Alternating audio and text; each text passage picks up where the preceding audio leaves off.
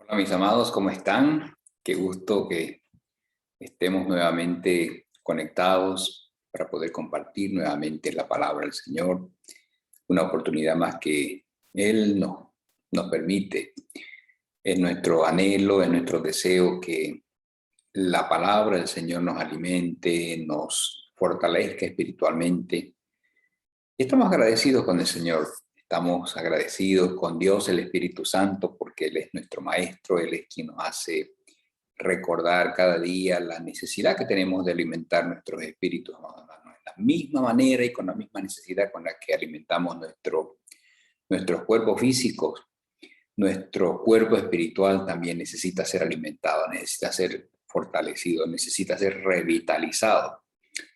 El, Quiero compartirles en esta oportunidad un verso tan conocido en la palabra del Señor, que está en el Evangelio de San Mateo, el capítulo 28 de Mateo, el verso 19. Dice la palabra del Señor: por tanto, id y haced discípulos a todas las naciones, bautizándolos en el nombre del Padre y del Hijo y del Espíritu Santo. Amén. Padre, queremos darte muchas gracias, Señor. Gracias, Dios Todopoderoso y Eterno. Gracias por tu presencia entre nosotros. Gracias porque tú eres real. Gracias porque eres nuestro Dios, nuestro Señor, nuestro proveedor, nuestro protector, nuestro sanador. Gracias, Señor, por Jesucristo, tu Hijo, a quien tú enviaste a la cruz del Calvario para que Él tomase nuestro lugar, Señor. Llevase sobre sí nuestros pecados, nuestras maldiciones, nuestras enfermedades. Gracias porque por la sangre que Jesucristo, tu Hijo, nuestro Señor, derramó en la cruz del Calvario, nuestros pecados hoy son lavados, Señor, somos perdonados, Dios. Gracias porque por esa obra vicaria de tu amado Hijo en la cruz del Calvario, somos aceptados como hijos tuyos, Señor. Hemos sido adoptados como hijos tuyos. Muchas gracias.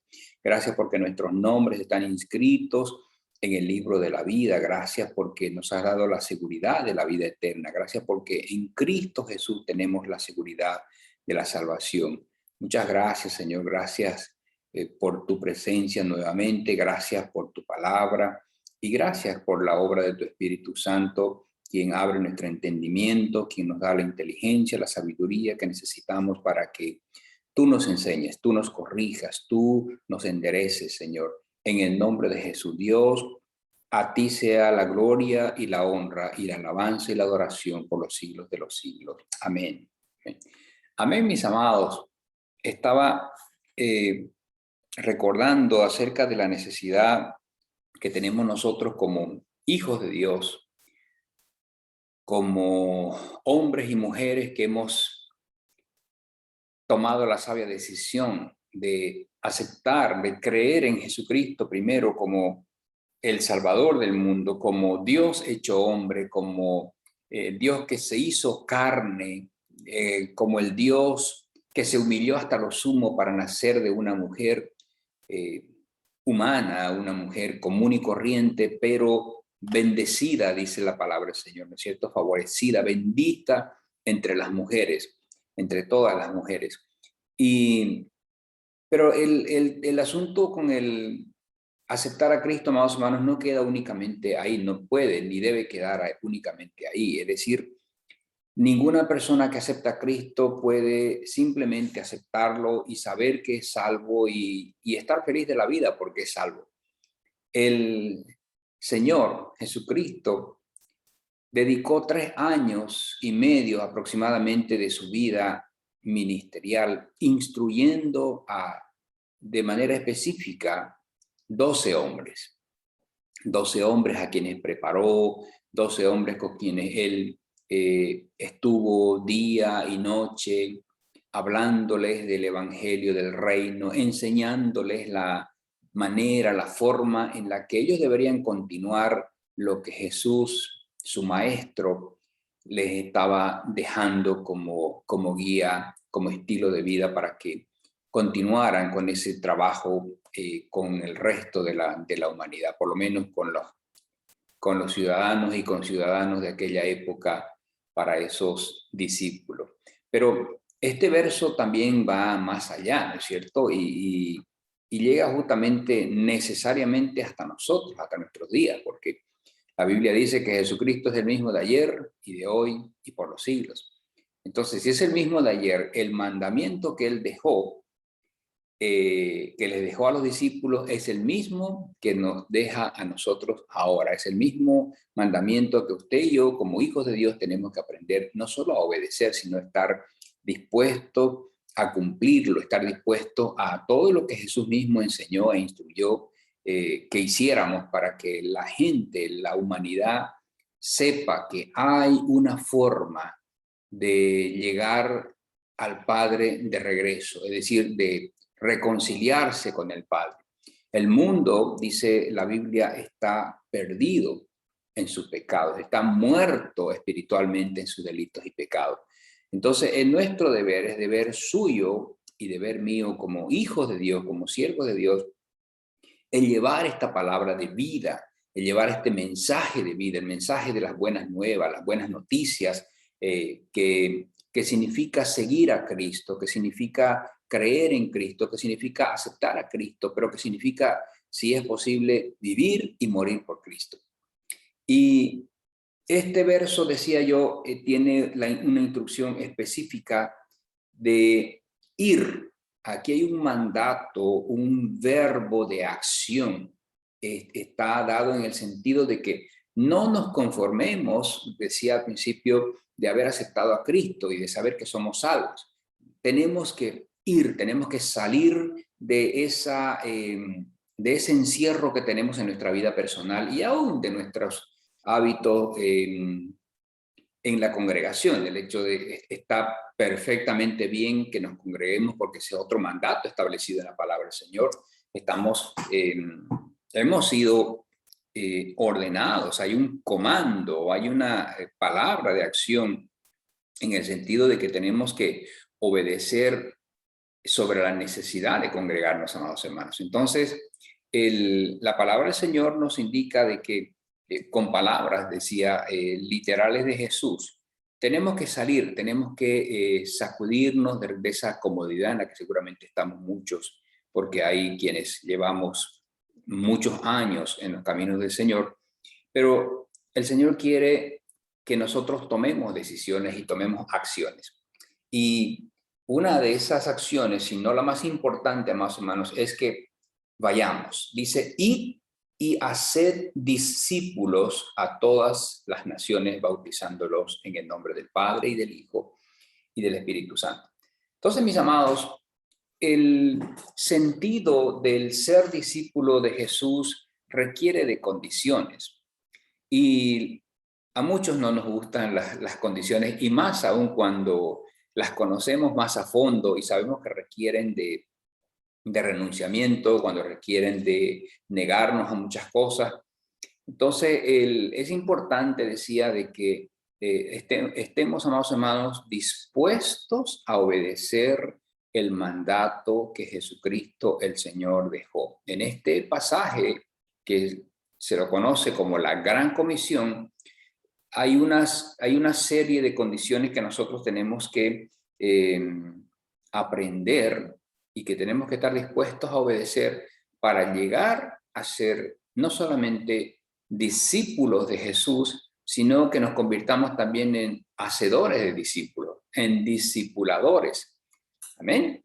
Y bueno, decía, hay condiciones que nosotros tenemos que aprender a cumplir y estar dispuestos a vivirlas para que seamos discípulos. Porque las personas que aceptan a Cristo son seguidores de Cristo. Y está bien. Son personas que han aceptado a Cristo y han recibido por fe, por gracia, la salvación de manera gratuita. Pero necesitamos convertirnos en discípulos de Cristo. Necesitamos convertirnos en seguidores prácticos. Necesitamos estar dispuestos a dejar lo que sea necesario, no solo por seguirle, sino por servirle, por hacer, por continuar la obra que él dejó cuando él regresó al Padre y les dejó en aquel tiempo a sus discípulos de manera específica. Entonces, esa obra debe continuar en usted y en mí como hijos de Dios ahora en este tiempo. Una de las condiciones primarias que se requieren para que seamos discípulos está en el mismo Evangelio de Mateo, el capítulo 16, Mateo 16 y el verso 24, dice la palabra del Señor. Entonces Jesús dijo a sus discípulos: si alguno quiere venir en pos de mí, niéguese a sí mismo y tome su cruz y sígame. Esta frase, negarse a sí mismo, tiene que ver con algo con lo que nosotros lidiamos en nuestro diario vivir, y es el orgullo. Toda persona es orgullosa por naturaleza. Todos somos orgullosos por naturaleza, unos más y otros menos. Algunos pecamos de soberbia, de altivez, pero el orgullo, mis amados, es parte de la humanidad, es parte de la esencia del ser humano. Y negarse significa justamente eso, estar dispuesto a morir a mi yo carnal, a mi yo personal, a mi yo individual, estar dispuesto a dejar de lado mis intereses, mis conveniencias personales y pensar en los demás, a través de pensar en Cristo en primer lugar y por encima de todo. Que Él debe ser nuestra prioridad, mis amados hermanos. Él debe ser lo más urgente, lo más importante. Él debe ser lo vital en nuestras vidas. Y por causa de eso, entonces tenemos que aprender a pensar en los demás, así como Él lo hizo. No se olvide usted que Él dijo que vino a servir, no a ser servido. ¿Se da cuenta? Entonces, de la misma manera, usted y yo, como hijos de Dios, amados hermanos, tenemos que estar dispuestos, decía, a postergar lo mío, a posponer lo mío, para enfocarme en los demás primero. Cuando yo tengo cuando yo tengo que tomar una decisión entre las necesidades mías y las necesidades de los demás. Entonces, la frase negarse a sí mismo tiene que ver con esto, de que yo, aunque a mí no me agrade la idea en mi carne, en mi humanidad, yo tengo que pensar en los demás primero, ¿no? Yo me estoy negando a mí mismo, yo me estoy muriendo, decía, a mis propias necesidades, a mis propias conveniencias por servir a los demás. Y con respecto a la frase de cargar su cruz, en los días de Jesús, precisamente, pues esa frase nace del hecho de que todo sentenciado a muerte en la cruz, o sea, crucificado, necesitaba cargar, es la misma persona, el mismo condenado necesitaba cargar su propia cruz para ser crucificado y obviamente esperar la muerte. Entonces, ¿qué es lo que nosotros entendemos con esto, amados hermanos? De la misma manera como Cristo el Señor cargó su propia cruz a donde él iba a morir, a nosotros nos enseña la palabra de que tenemos que estar dispuestos, amados hermanos, a que si tomamos la decisión de ser seguidores de Cristo, de ser discípulos de Cristo, tenemos que estar dispuestos, decía, a ser humillados, a pasar vergüenza, a ser perseguidos inclusive, porque aquello que caracterizó a Cristo a través de la cruz y la crucifixión debe ser también parte de la característica nuestra como hijos de Dios, como aquellos seguidores de Cristo, nuestro Señor y Salvador. Son actitudes, son decisiones, son estilos de vida que a nuestra carne no le gusta, a nuestra humanidad no le gusta, porque a ninguno nos gusta el dolor, a ninguno nos gusta sufrir. Y esto tiene que ver lastimosamente con eso. Tiene que ver con estar dispuesto a sufrir. ¿Pero sufrir qué?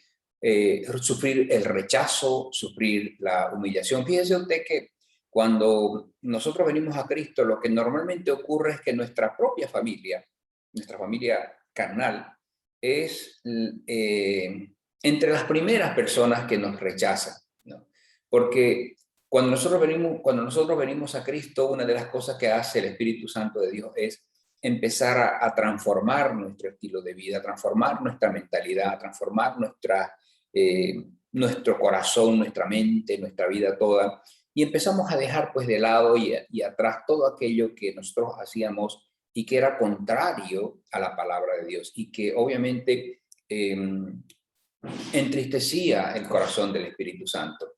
Y, por ejemplo, si yo era una persona muy fiestera, que me gustaba demasiado asistir a las fiestas, los bailes y las bebidas y demás cosas, el compartir con otros de manera desmedida muchas veces, cuando Cristo viene a mi corazón, entonces Él por la obra del Espíritu Santo, me hace entender de que aquellas cosas no hacen más que alimentar mi carne. Y la palabra del Señor dice que si yo alimento mi carne, voy a morir, ¿no?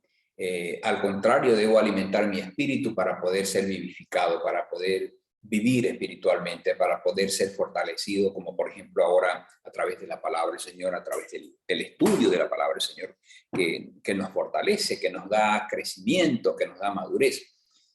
Y al negarnos nosotros a esos hábitos que teníamos, que ahora entendemos que son hábitos pecaminosos, entonces eso nos provoca, decía, un rechazo de nuestros familiares, un rechazo de nuestros amigos.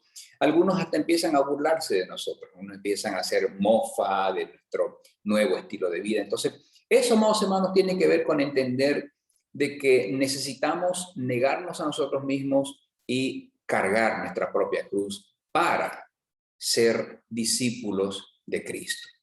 La pregunta es, ¿estamos dispuestos nosotros a morir?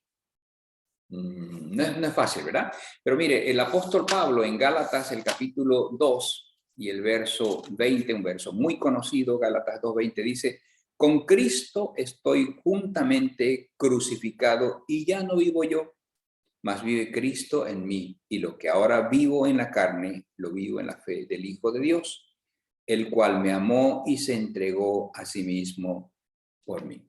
Cuando nosotros adquirimos la inteligencia espiritual, la sabiduría espiritual, nos damos cuenta de que nosotros, los seres humanos, los hijos de Dios, en realidad ya no somos más esos seres humanos. El Señor nos cambia hasta el nombre, el Señor nos cambia nuestra esencia, ¿no? Entonces, ¿qué significa eso? Que nosotros ya aprendimos a morir a nosotros mismos. ¿Está bien? Por eso el apóstol decía, ya no vivo yo, pero es Cristo el que vive en mí y a través de mí. Cuando yo estoy dispuesto a confesar que Jesucristo es mi Señor y es mi Salvador, y estoy dispuesto a declararme como un seguidor suyo, como un discípulo suyo, como un siervo suyo, entonces yo aprendo a negarme a mí mismo y cargar mi propia cruz, muriendo en mí yo personal, en mí yo carnal, y de esa manera Cristo va creciendo en mí mientras yo voy menguando como humano y como persona.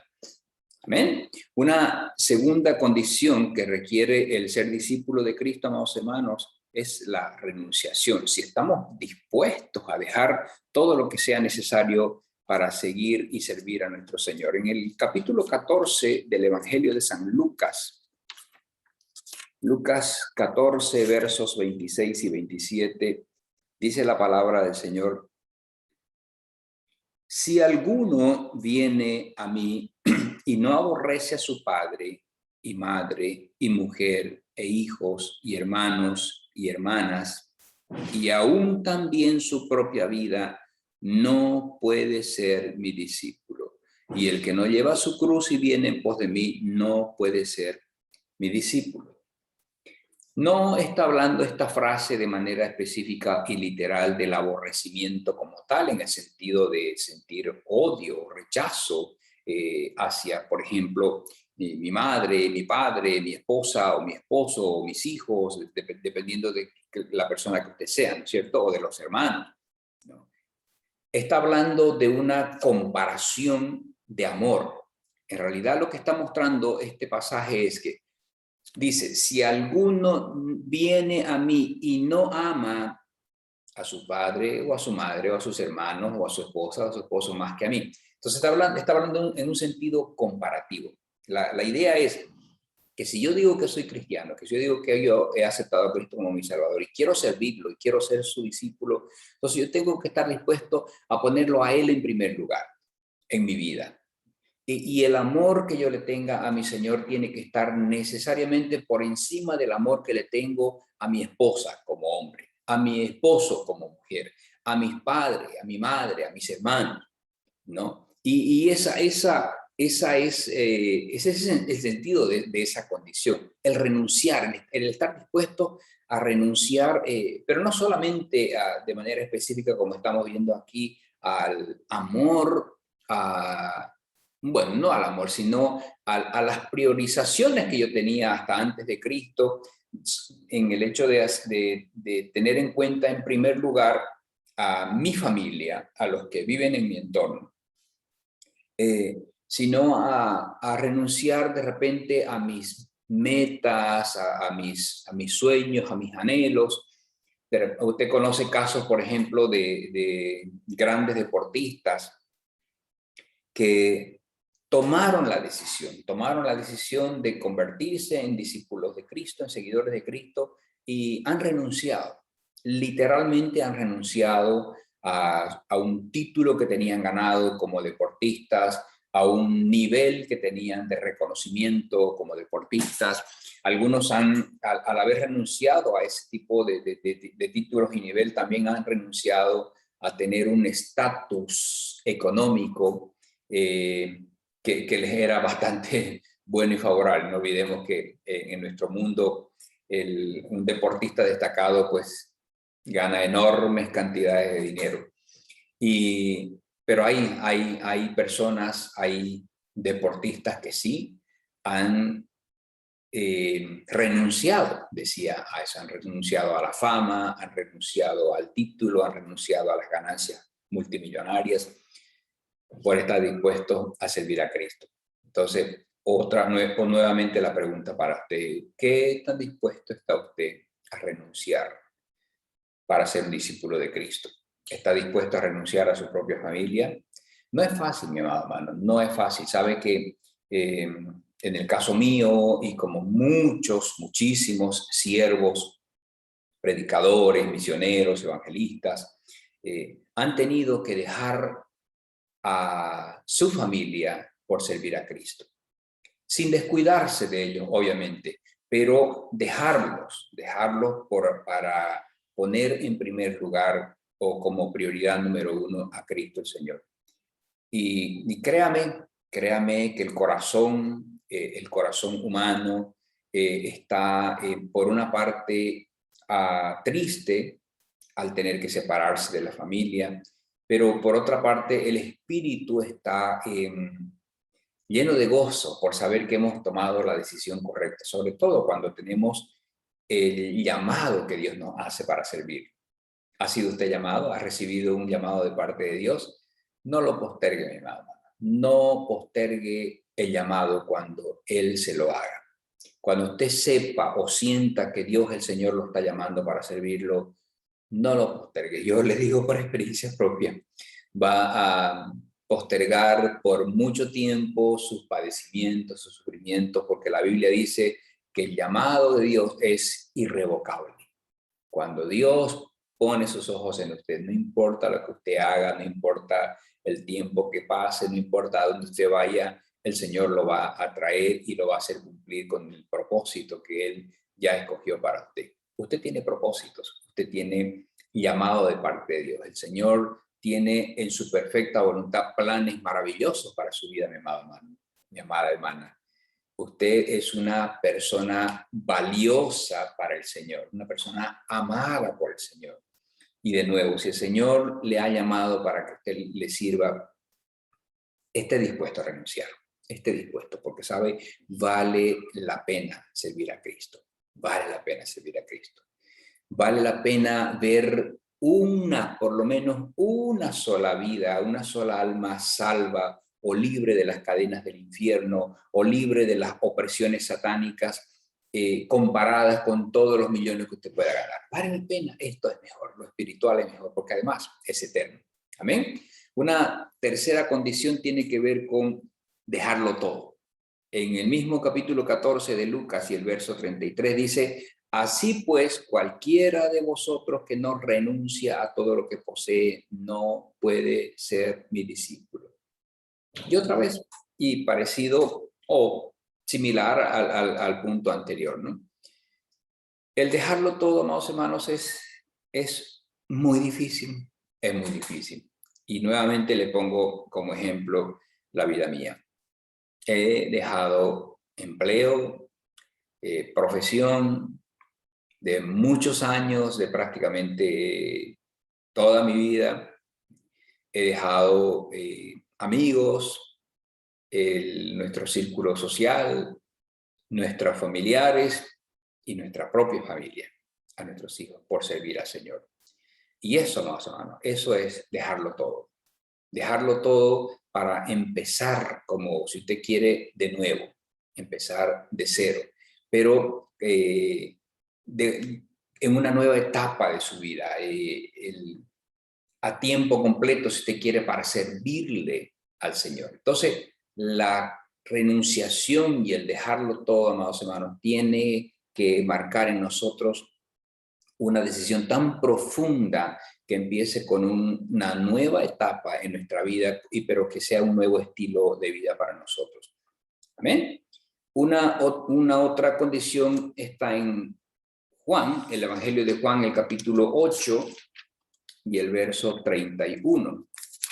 San Juan capítulo 8 y verso 31 dice: dijo entonces Jesús a los judíos que habían creído en él: si vosotros permaneciereis en mi palabra, seréis verdaderamente mis discípulos.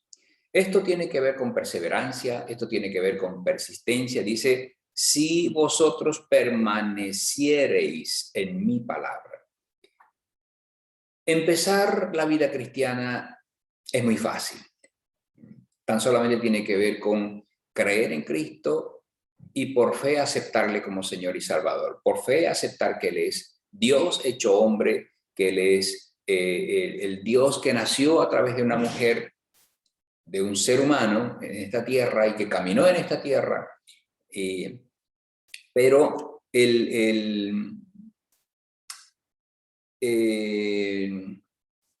el continuar adelante, eso es, si usted quiere, el corazón de ese inicio que usted hizo en alguna ocasión. Perseverar en el camino del Señor, amados hermanos, muchas veces es muy difícil, porque una de las primeras cosas que sucede cuando usted viene a Cristo es que está sujeto a tribulaciones, a problemas, a pruebas casi continuamente. ¿Por qué? Porque el Señor permite las pruebas, permite las tribulaciones, porque son necesarias en la vida del creyente. La palabra del Señor en el libro de los Hechos de los Apóstoles dice que es necesario que a través de muchas tribulaciones entremos en el reino de los cielos.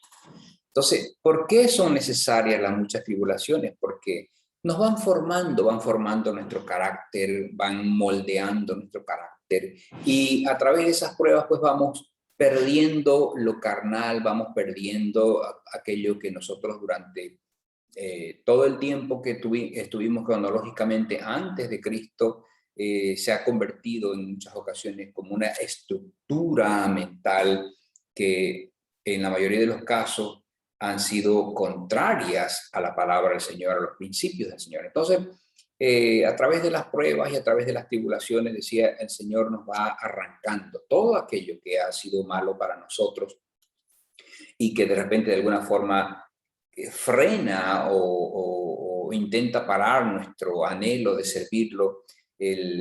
Las pruebas y las tribulaciones, amados hermanos, nos hacen, nos van limando, nos van formando, nos van tratando para que seamos como vasos de honra para el Señor, ¿no? Pero para eso, decía yo, necesitamos tomar la decisión de perseverar. Por eso es que Jesús, el Señor, dijo, si usted se recuerda ya en el capítulo 24 de Mateo, dijo: el que persevere hasta el fin, este será salvo.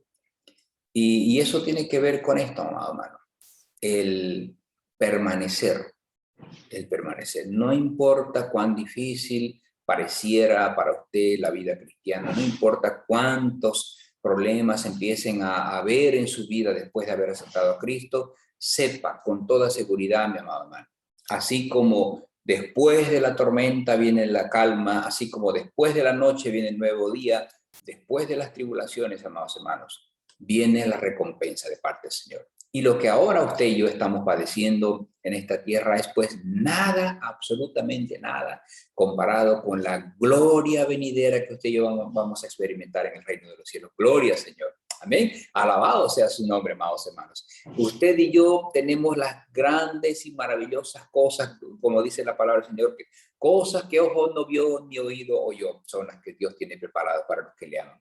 Le ama usted al Señor. Cosas maravillosas están guardadas para nosotros, amados. Amén. Así que yo le animo a que usted persevere, sea constante. Usted tomó la decisión de aceptar a Cristo, de seguir a Cristo, de ser discípulo de Cristo, amados hermanos.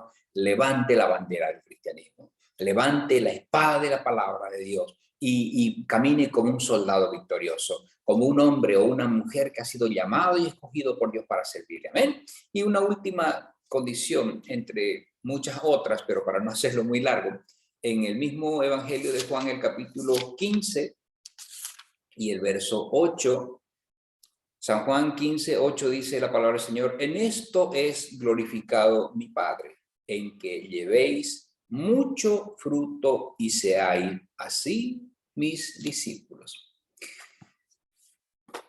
Nadie puede decir que es cristiano, que es un hijo de Dios, si su testimonio personal no lo respalda. En otras palabras, yo no puedo decir, por ejemplo, que yo soy un creyente, que yo soy un hijo de Dios, que yo he aceptado a Cristo, si mis actos, si mis hechos dicen completamente diferente de lo que yo hablo. ¿Qué tiene que ver con esto, con mi vida, más o menos? El testimonio personal. Muchos de nosotros fallamos, eso es verdad. Fallamos porque tenemos debilidades, muchos tenemos cosas que tenemos que cambiar, pecados a los que tenemos que renunciar, por los que tenemos que clamar la misericordia de Dios, la ayuda del Espíritu Santo para que nos fortalezca en esas áreas de debilidad. Todos de una u otra forma tenemos nuestros puntos débiles, pero aún así tenemos que estar dispuestos a dar frutos como hijos de Dios. ¿Qué significa eso? Que yo tengo que estar dispuesto, amados hermanos, así como Él me perdonó, así como Él me sanó, así como Él me libertó, de la misma manera yo tengo que estar dispuesto a ir a otras personas que necesitan lo mismo, que necesitan saber que el Señor es el único que puede traerles el perdón de sus pecados, es el único que puede quitar las cargas del pecado, las cargas de la culpa, que puede quitar las cargas de liberarlo de la opresión demoníaca, de los ataques demoníacos. Solo en Cristo hay salvación, mi amado hermano.